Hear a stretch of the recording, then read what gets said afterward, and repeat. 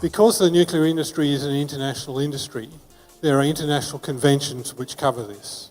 And most countries with nuclear activities have nuclear liability legislation in place. If this proposal was to proceed, Australia would have to do that. You will need to decide the evidence that's presented to you, what you agree with and what weight that you give it. You'll also have to be careful, I think, when listening to those with a commercial interest in it.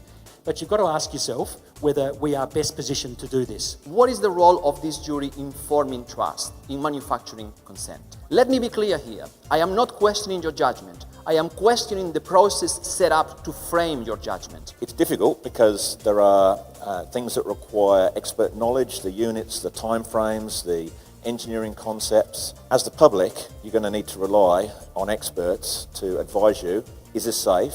Should we be doing this? The point is that you understand that you've got access to all of the information, that you can make the decision.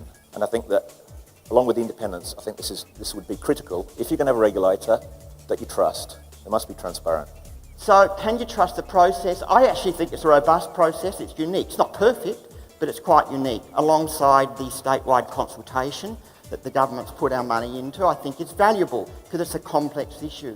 But do we have confidence in public ownership? That's a question I'd ask you.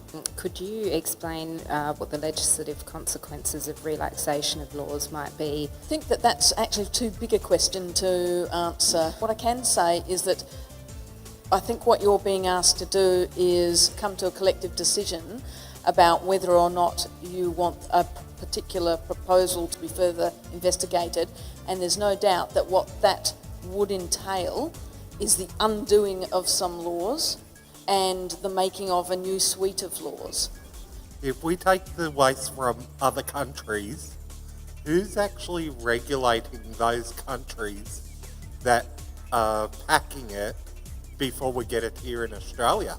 South Australia would be very wise to get involved in that process in country before it was sent here.